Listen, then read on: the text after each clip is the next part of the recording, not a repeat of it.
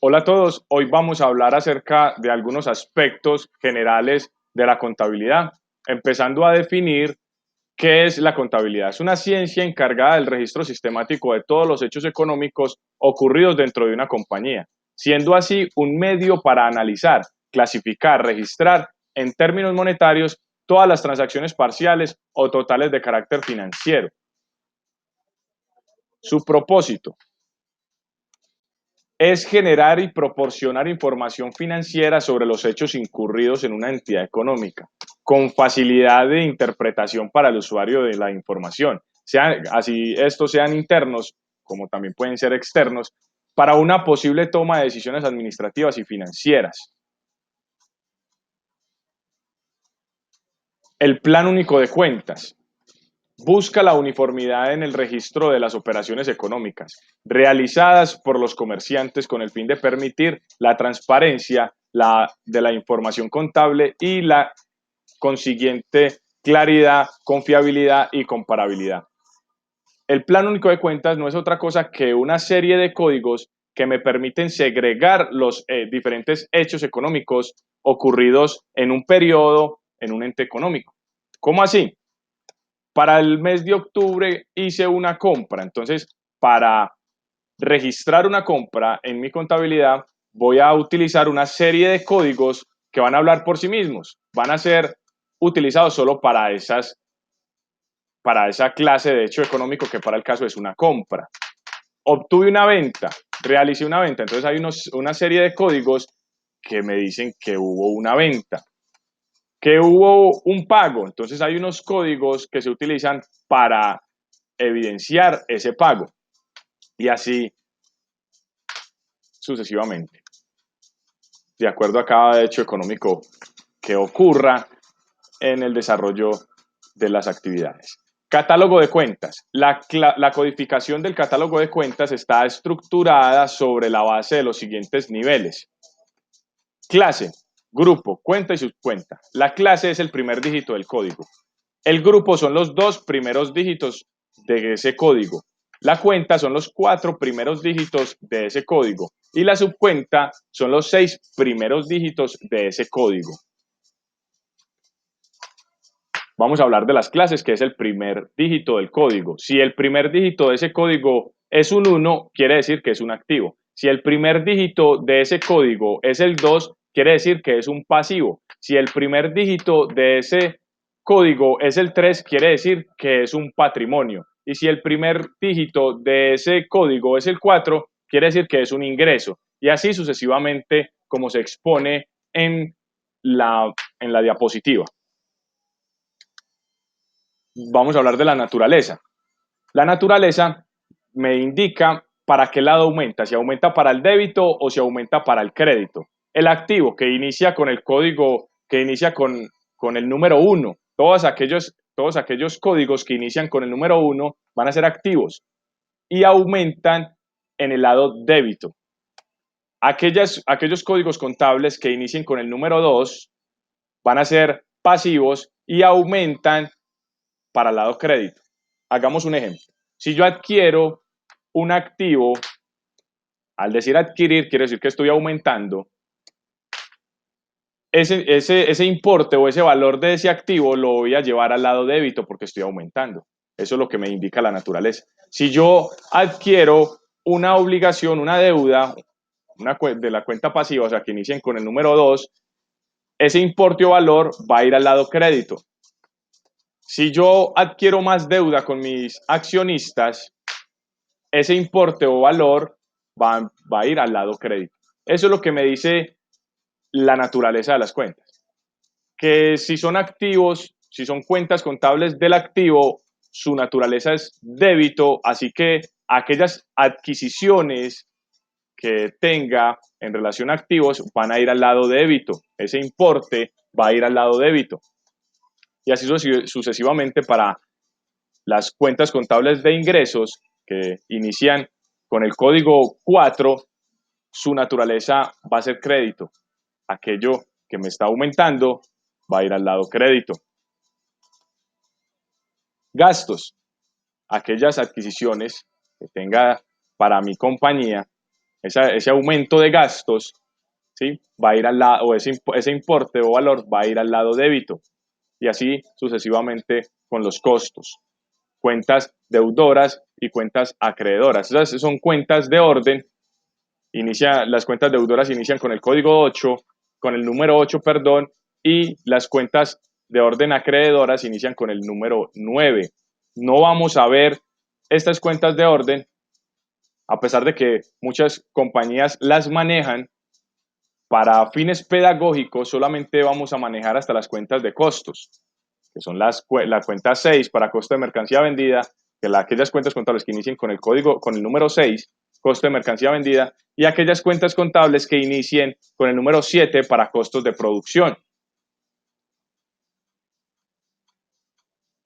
Activos.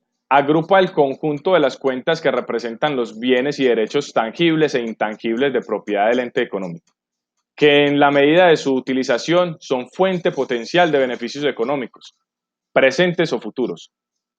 Así las cosas, las cuentas contables que inicien con el grupo 11 van a ser del disponible o efectivo y equivalente a efectivo. Aquellas cuentas contables que inicien con el grupo 12 van a ser cuentas contables de inversiones. Aquellas cuentas contables que inicien con el grupo 13 van a ser deudores, cuentas por cobrar. Y así sucesivamente para cada grupo que se observa en la diapositiva. Pasivos. Agrupa el conjunto de las cuentas que representan las obligaciones contraídas por el ente económico en el desarrollo del giro ordinario de su actividad, pagaderas en dinero, bienes o en servicios. Son aquellas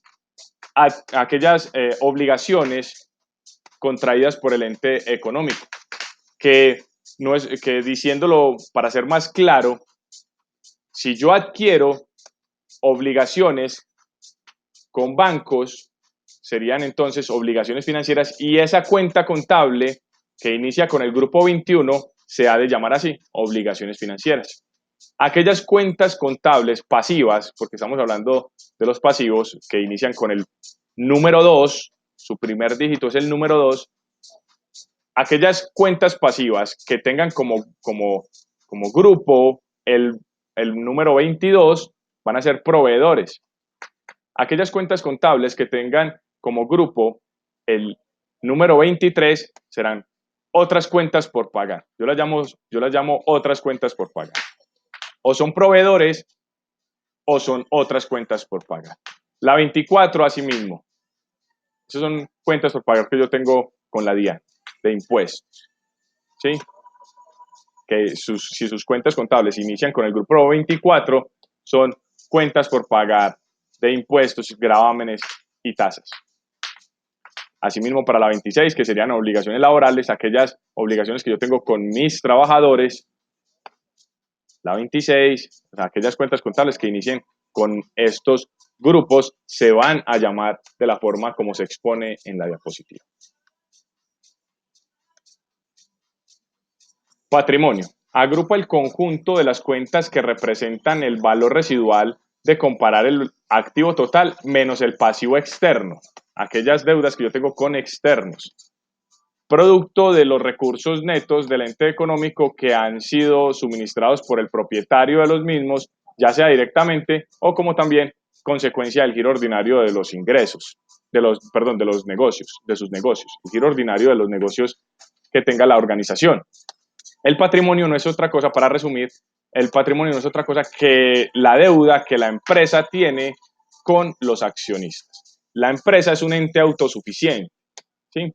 Tiene deudas con externos y tiene deudas con internos, que para el caso serían los accionistas. Aquellas deudas que la compañía tenga con los accionistas son patrimoniales, como también pueden haber otras cuentas por allá por pagar, pero aquellas que se derivan del patrimonio son en esencia deudas que también se tienen con los accionistas. Los ingresos. Agrupa las cuentas que representan los beneficios operativos y financieros que percibe el ente económico en el desarrollo de su giro normal de la actividad comercial en un ejercicio determinado. Para el caso puede ser, por ejemplo, de septiembre. Aquellos ingresos que se derivan de su actividad comercial, de su objeto social, son ingresos operacionales. Y aquellos otros ingresos que no se derivan de su objeto social se llaman no operacionales. Un ejemplo, yo me dedico a vender zapatos. La venta de esos zapatos, el ingreso por la venta de esos zapatos van a ser operacionales porque a eso me dedico. Y anexo también a eso tengo otros ingresos como rendimientos en mis cuentas de ahorro. Esos ingresos van a ser entonces no operacionales, no es otra cosa. Los gastos. Agrupa las cuentas que representan los cargos operativos y financieros en los que incurre un ente económico en el desarrollo del giro normal de su actividad en un ejercicio determinado, un ejercicio económico determinado. Así, cuando yo hablo o menciono ejercicio económico determinado, hablo de un mes, de un año, de un trimestre y de un bimestre. Entonces, aquellos gastos que hubo en el área de administración, esas cuentas contables que van a comenzar con el grupo 51. Las enajenaciones o los gastos que obtuve en relación al área de ventas, esas cuentas contables van a empezar con el grupo 52. Y aquellos otros gastos, que son gastos no operacionales, que obtuve en ese ejercicio, en ese ejercicio económico, puede ser, como les digo, un mes, un bimestre, trimestre, semestre, un año, van a ir a unas cuentas que van a comenzar con el grupo 53, que para el caso pueden ser intereses por préstamos, el grupo 54, el grupo 59. Aquellas cuentas contables que tengan como inicio estos grupos, para el caso del grupo 54, el grupo 59, y así como las demás, se van a llamar así como se exponen en la diapositiva. Vamos a hablar de los costos. Costo de mercancía vendida y costos de fabricación. Los costos de los costos de la mercancía vendida agrupan las cuentas que representan la acumulación de los costos directos e indirectos necesarios para la elaboración de productos o prestación de servicios vendidos, de acuerdo con la actividad social desarrollada en el ente económico en un periodo determinado. Entonces, la 61 me va a dar a entender que ese es el costo de mi mercancía vendida o el costo de los servicios que estoy prestando. Costos de fabricación son aquellas cuentas contables que inician con el número 7. Y si estas cuentas contables comienzan con el grupo 71, se llamarán materia prima. Si estas cuentas contables comienzan con el grupo 72, se llamarán mano de obra directa. Y si estas cuentas contables comienzan con el número 73, se llamarán costos indirectos de fabricación. Estas cuentas de costos de fabricación se ven en las empresas fabriles, en las empresas industriales manufactureras y se utilizan con la finalidad de tener una contabilidad de costos. Continuemos. Vamos a hablar de la partida doble. Eso sería lo último. Recibe el nombre de partida doble por su naturaleza contable, es decir, todo hecho económico contablemente debe afectar como mínimo dos cuentas. Una que afecte la naturaleza de débito y su contrapartida que afecte la naturaleza de crédito. Entonces, la partida doble no indica otra cosa que si hubo un débito, también debe de haber un crédito. Y tanto la suma de esos débitos como la suma de los créditos debe ser igual. Eso es lo que indica la partida doble, como observamos acá. El cliente cancela 100,000 pesos en efectivo.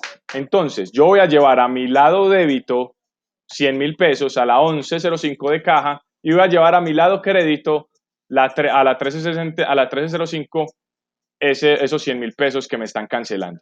Eso es lo que indica la partida doble, que para todo débito debe de existir un crédito. No es más, esta exposición son los aspectos generales que tiene la contabilidad y que se deben de tener presente a la hora de contabilizar. Hasta luego.